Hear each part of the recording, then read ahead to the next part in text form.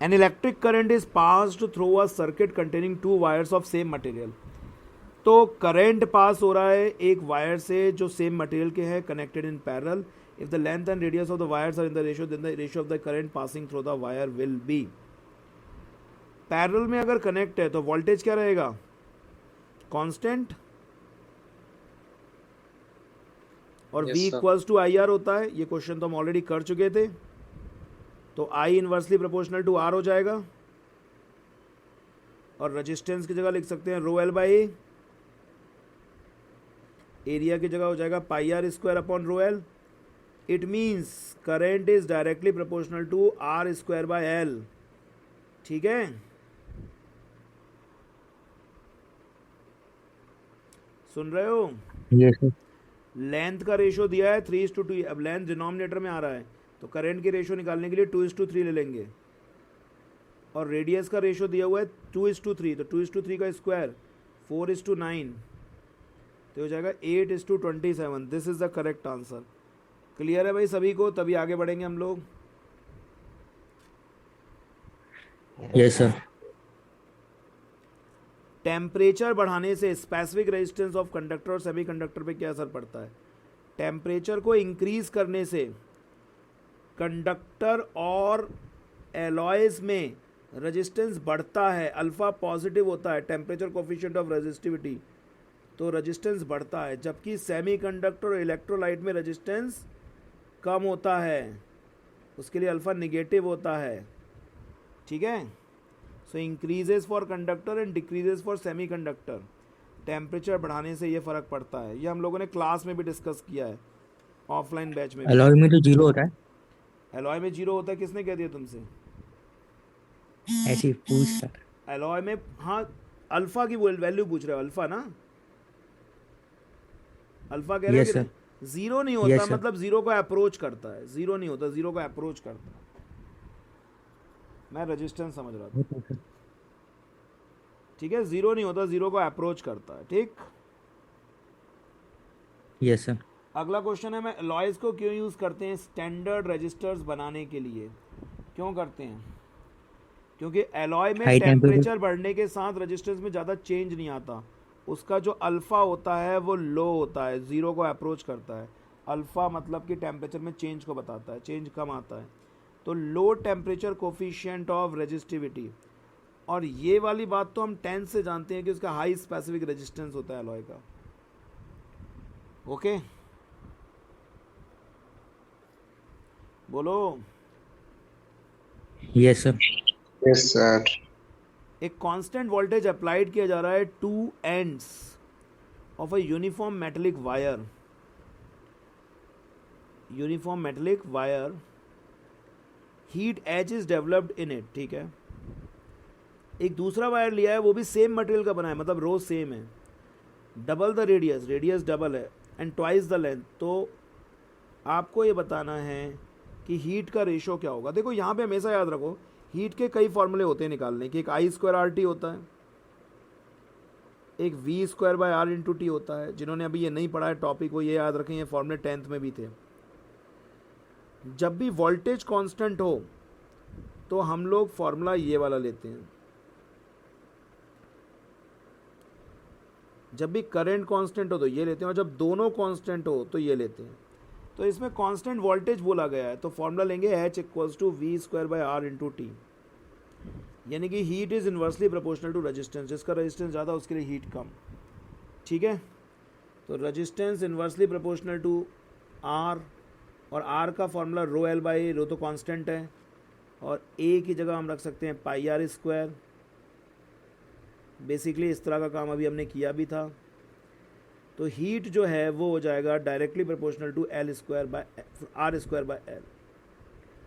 तो हमने दो वायर लिए. जो दूसरा वायर है अनदर वायर, वो मटेरियल सेम है, रो सेम है, रेडियस डबल है. डबल रेडियस होने की वजह से हीट 4 गुना बढ़ जाएगी. And twice the length, length के डबल होने की वजह से डबल हाफ कम हो जाएगी. तो कुल मिला के उसकी हीट दुगनी हो जाएगी. तो जो नया वायर हम ले रहे हैं उसकी हीट 2 टाइम्स हो जाएगी पिछले वायर से, क्योंकि उसका रेडियस 2 गुना है और लेंथ भी 2 गुना है. तो 2 का स्क्वायर 4 और ये 2. ठीक है. ये देखो ये करा भी हाँ था, सर। कल ऑलरेडी करा था ये क्वेश्चन, देखो अलग से भी करा। यस सर, करा दिया, वापस करा रहे हो। ओके अगला देखते हैं अपन।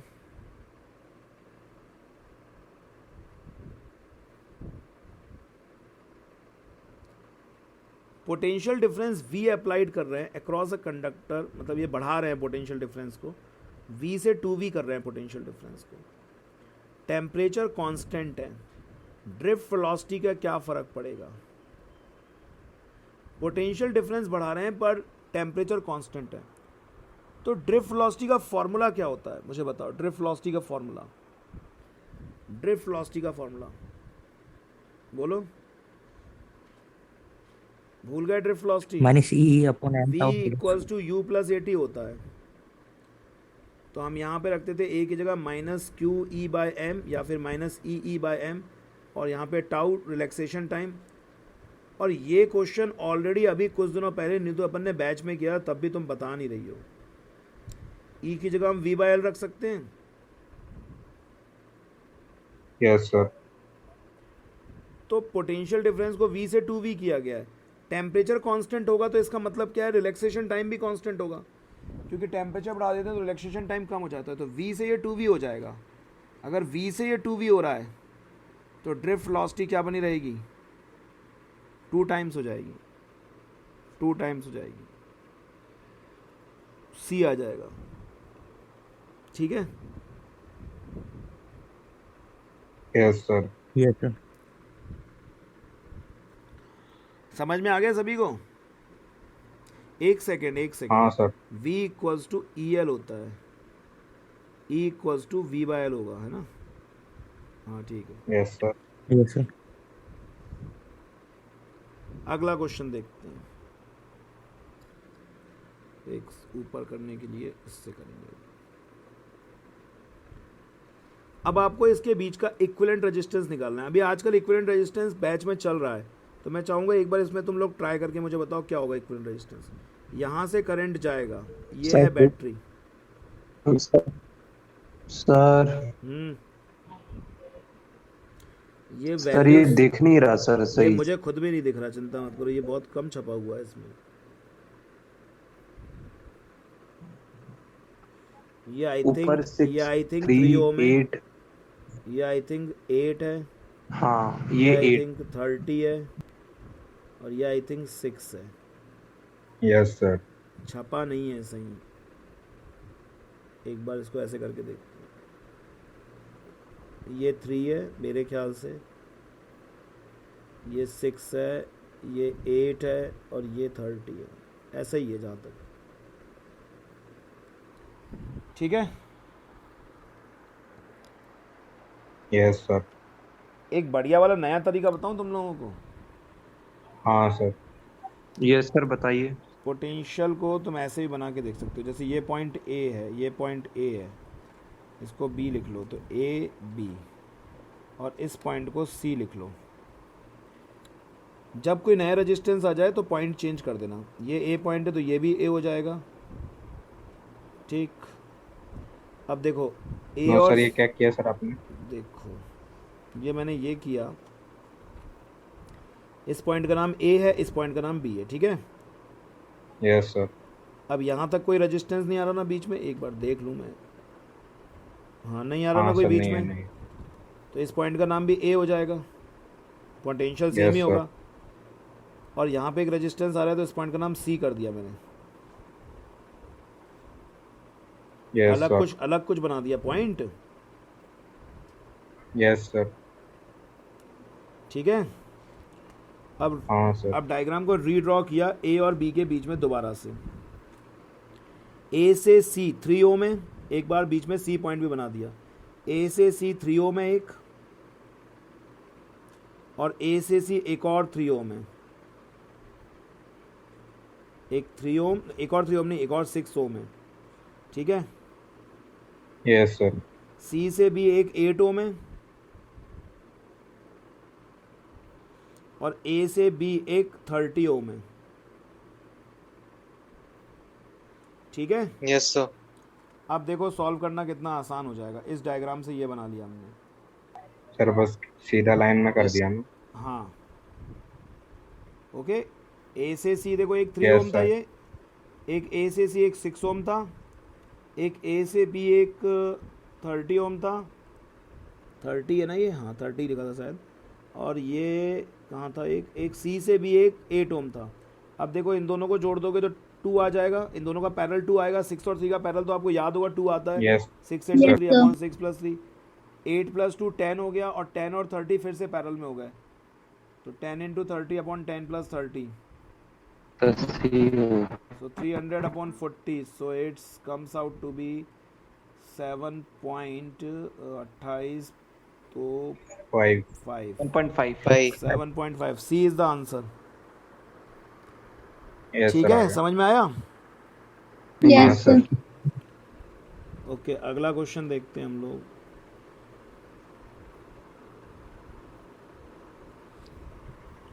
Unit of magnetic field intensity, अरे ये तो अपन को करंट उसके लिए वैसे ही बता दो, तब तक मैग्नेटिक फील्ड इंटेंसिटी की यूनिट क्या होती है? टेस्ला। टेस्ला। न्यूट क्या होती है? टेस्ला तो है ही नहीं ऑप्शन में, फोर्स अपॉन पोल स्ट्रेंथ होता है ना, newton upon Yes, ampere sir. Into metre ये होता है। चलो सेकंड। वो अपना अभी आज वो नहीं कर रहे, खैर अपन अगला क्वेश्चन करते हैं। मैग्नेटिक मोमेंट पूछा है इसमें, ये सारे क्वेश्चंस उसके हैं, 3rd चैप्टर के देख रहे हैं अभी अपन क्वेश्चन, ये भी नहीं है, ये भी नहीं है। ये एनसीईआरटी का क्वेश्चन है, एनसीईआरटी के एग्जाम्पल का क्वेश्चन है, और ज़्यादा ही बड़ा हो गया, एक और कम हो। अरे एक नीचे है ना, एक बैटरी है, अरे भाई ये कंडक्टर से कनेक्ट है, नॉन यूनिफॉर्म क्रॉस सेक्शन है एरिया, कंडक्टर का एरिया कैसा है, इसका क्रॉस सेक्शनल एरिया कैसा है? Non-uniform. नॉन यूनिफॉर्म है, Non-uniform. ठीक है। Yes, sir. संडे को तुम लोगों का स्पेशल एक ऑनलाइन बैच है, 4 घंटे का, दो घंटे के 2 ब्रेक में होगा, और शाम को अपन टेस्ट लेंगे ऑनलाइन। वैसे शाम को होगा क्या? तो टेस्ट है ना शाम को, नहीं, 4 घंटे क्या होगा? क्वेश्चंस करेंगे अपन। अब पूछो किस चैप्टर के करेंगे क्वेश्चंस, तो इलेक्ट्रोस्टैटिक्स के कर ले कि बताओ, जिसके टेस्ट है उसी करेंगे, ताकि ठीक रहेगा, फ्लो बना रहेगा।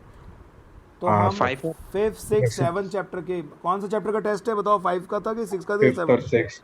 5 Fifth और और 6 sixth. के क्वेश्चन पहले 4 घंटे करेंगे, और शाम को टेस्ट भी लेंगे, लेकिन तैयार रहना इस बात से कि जो टेस्ट में क्वेश्चन Sir, कराऊंगा वो notes. नहीं आएंगे।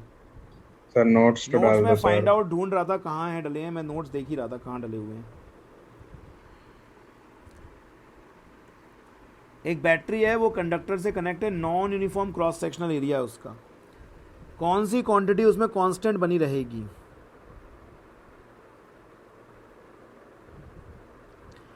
ठीक है, तो ये किसका क्वेश्चन है? एनसीईआरटी का। किसका है?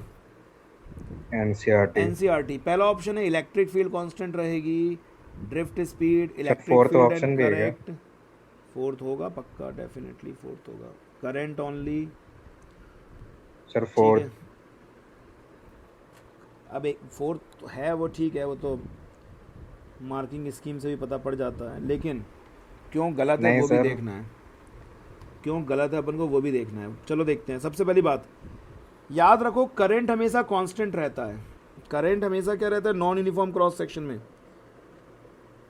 कांस्टेंट रहता है। करंट डेंसिटी चेंज हो जाती है। फॉर्मूला होता है J = I/A। तो जहाँ एरिया ज़्यादा होता है वहाँ पे करंट डेंसिटी कम हो जाती है, जहाँ एरिया ज़्यादा है वहाँ करंट डेंसिटी कम हो जाती है, दूर दूर चार्ज फैल जाते हैं, पर करंट हमेशा क्या रहता है? कांस्टेंट रहता है।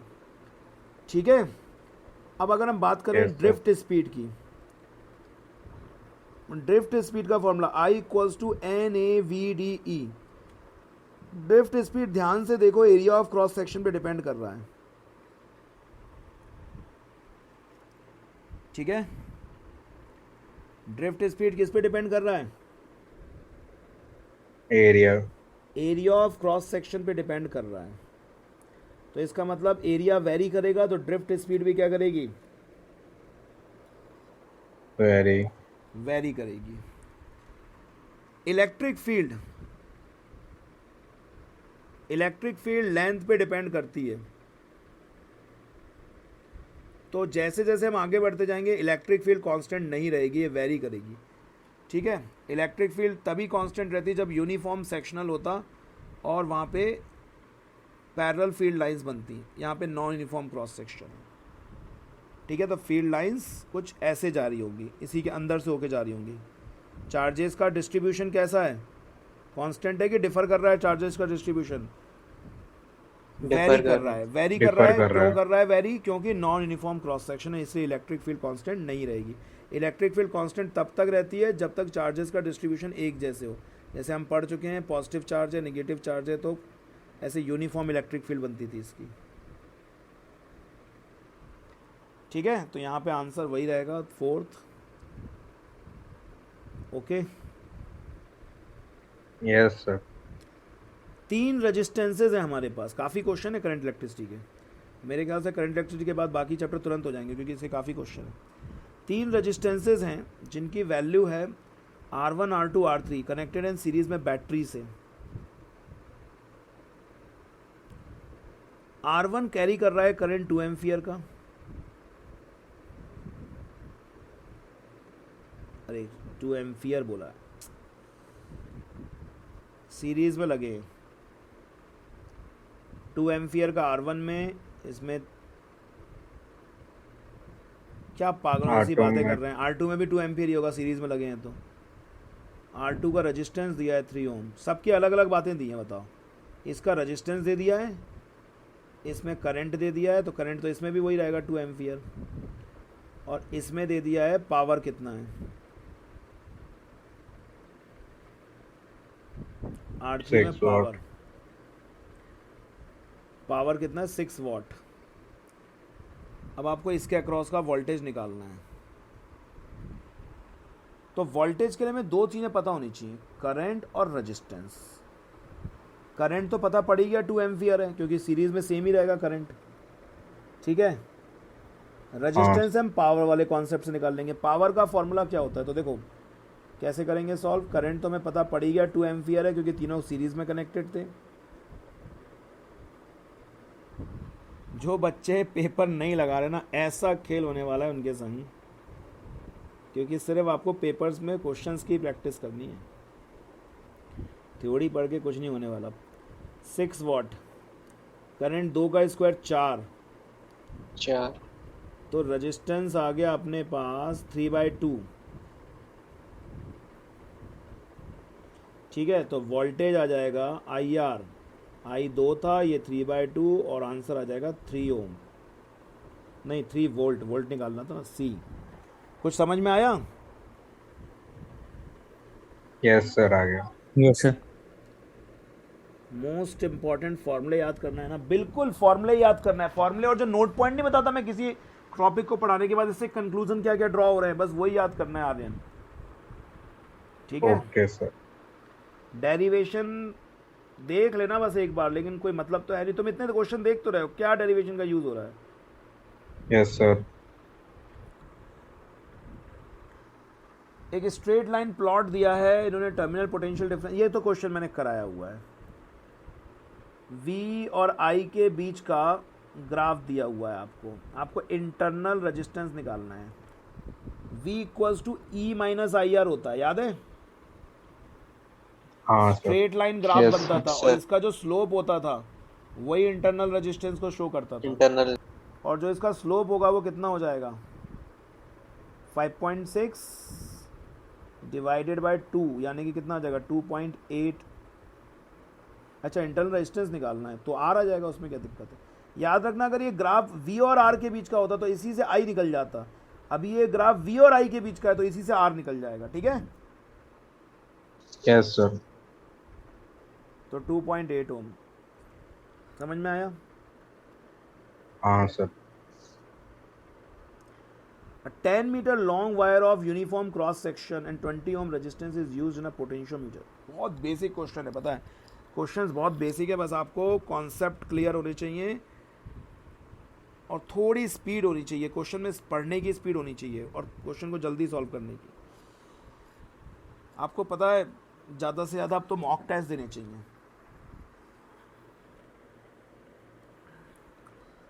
टेन मीटर लॉन्ग वायर है, यूनिफॉर्म क्रॉस सेक्शन और 20 ohm resistance is use in a potentiometer. एक पोटेंशियोमीटर में ऐसे हमने एक वायर लगा दिया, ये 10 मीटर लॉन्ग है, वेरी गुड, बहुत बढ़िया, और यूनिफॉर्म क्रॉस सेक्शन है, 20 ओम रेजिस्टेंस है इसका वायर का, बढ़िया। Wire is connected in series with a battery of 5 volt, 5 volt की बैटरी से कनेक्ट है। ये ऊपर प्राइमरी सर्किट बना हुआ है, ठीक है, हाँ और सर। एक एक्सटर्नल रेजिस्टेंस है 480 ओम का। If an unknown EMF E is balanced at 6 metre, यहाँ पे 6 मीटर पे बैलेंस हो रहा है, then the value of unknown EMF. देखो इसमें हमेशा एक ही फॉर्मूला यूज़ होता है, मैंने बताया भी था, मास्टर फॉर्मूला आपको एक ही याद रखना है, E equals to rho L, and this rho is what, V A B upon L. इसको रो ही लिया था कि कुछ और लिया था मैंने, बताओ, रो ही लिया था सर ना, शायद शायद कुछ और लिया। तो फाइल ले लूँ अभी मैं, पोटेंशियल ग्रेडियंट बोलते हैं इसको, याद है ये टॉपिक, ईएमएफ निकालते थे हम, ईएमएफ हाँ का सर। फॉर्मूला होता था पोटेंशियल ग्रेडियंट, सर रोए लिया था। रो ही लिया था, लो याद रखना है, रो रजिस्टिविटी नहीं है, ये है पोटेंशियल ग्रेडियंट, यानी कि fall of potential per unit length. Okay, yes sir, first chapter. First chapter नहीं, थर्ड चैप्टर। हाँ सर, हाँ।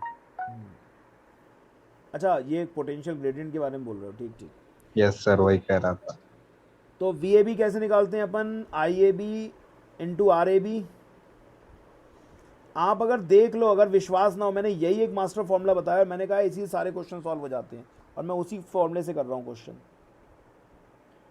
आई ए बी कैसे निकालते थे, ई नॉट मतलब प्राइमरी सर्किट का रेजिस्टेंस अपॉन इसमें जितने भी रेजिस्टेंस हैं, चाहे कोई रियो स्टेट लगा हो, चाहे कोई एक्सटर्नल लगा हो, चाहे पोटेंशियोमीटर वायर का लगा हो, into R A B upon L into L. चलो अब यूज़ करते जाते हैं। ये 5 वोल्ट है, 480 जुड़ा हुआ है, इसका कितना था रेजिस्टेंस वायर का, ये बीच में आ रहा है 20 ओम, इंटू 20 अपॉन लेंथ कितनी है 10 मीटर, 6 इंटू नहीं, एल होता है टोटल लेंथ, 6 से। अरे अच्छा एल सर। टोटल लेंथ होता है, स्मॉल एल होता है okay balance sir, length. Okay sir. तो ये कितना आ जाएगा, सॉल्व करो, 5/500, 5/500 हो जाएगा 0.01 एक इंटू 20 अपॉन 10 इंटू 6, तो कितना हो गया ये 0.02 इंटू 6, 1.2, नहीं 1.2 होगा क्या, 0.12 0.12 तो ऑप्शन में ही नहीं है। ऑप्शन 4 अच्छा क्या हाँ, है एक सर? और होगा, एक और देखते हैं, 0.12 यही होना चाहिए, ठीक है। Yes sir.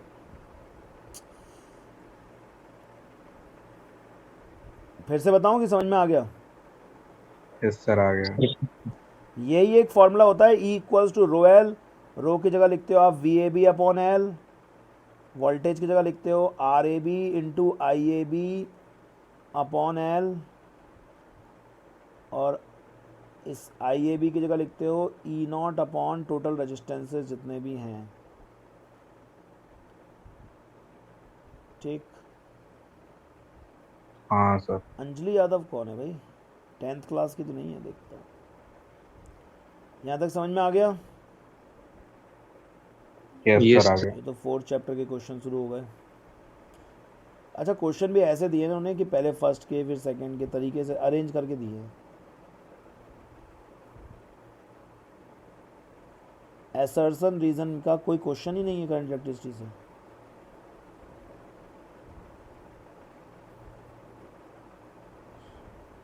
सेक्शन सी पे आते हैं अपन।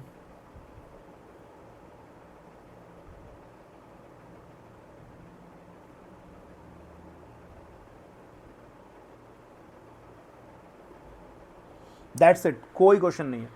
सो ये हमने पूरे करंट इलेक्ट्रिसिटी के क्वेश्चन डिस्कस कर लिए, ठीक है। यस शुरुआत सर। सर कैंप में एयरटेल गया, 3 लोग है, कैंप में एयरटेल खत्म, नो नेटवर्क आ रहा। तो 3 लोग गायब हो गए क्या? यस सर, जैन, दिव्यांश और जानवी। ओके, तो 4th चैप्टर कल कर लेंगे, एक मिनट वेट कर लेते हैं, शायद आ जाएं। तो 3rd के पूरे अपन ने ये डिस्कस कर लिए क्वेश्चंस। नहीं तो कुछ समझ में आया? एक आध क्वेश्चन समझ में आया? Yes sir. थोड़ा थोड़ा कुछ तो समझ में आया होगा ना? Yes sir. पूरे नहीं आए होंगे, मेन फॉर्मूले है सर। मेन फॉर्मूले ही हैं और क्या। और एक क्वेश्चन ये भी अपन ने कल डिस्कस कर लिया था कि बेस्ट इंस्ट्रूमेंट कौन सा है मेजरमेंट करने के लिए? पोटेंशियोमीटर। पोटेंशियोमीटर। क्योंकि वोल्टमीटर तो कुछ करंट खींच लेता है अपनी तरफ, ठीक है। Yes sir. हाँ सर। आर्यन, तुम मेरे 10th में पढ़े हो? यस सर, पढ़ा हूँ। मुझे पता ही नहीं है, मुझे किसी ने बताया कि आर्यन आपके यहाँ 10th में पढ़ा। सर सामने बैठता था सर जैन लोगों के साथ। अब वो 1 साल बीच में कोरोना आ गया था ना, तो शकल याद नहीं रही ना, सब भूल सर वो गया। एक साहू था, साहू आशुतोष था उसके साथ। यहाँ तक समझ में आ गया? Yes sir.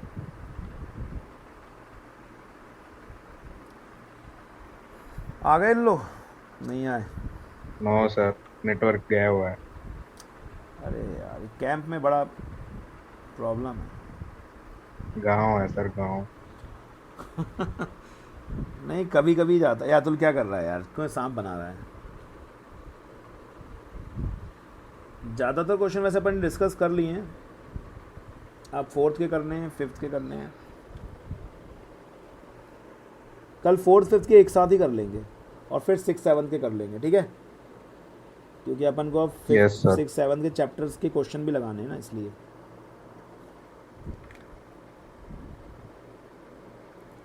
नहीं आ रहे मेरे ख्याल से।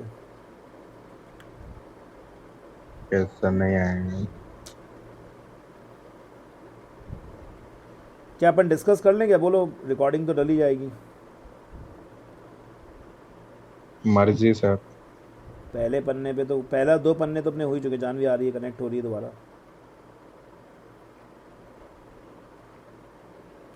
पहले 3 पन्ने तो डिस्कस ही हो चुके हैं अपने।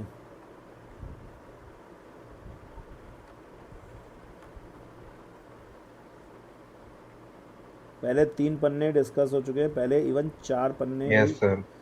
15th क्वेश्चन से देखना है। अब हम देखते हैं चैप्टर वाइज में 4th। एक बार दोबारा से रिकनेक्ट कर लो, जिससे कि चैप्टर 4th का एक अलग वीडियो भी बन जाएगा, साथ में बढ़िया से नया नेटवर्क मिलेगा अपन को दोबारा से।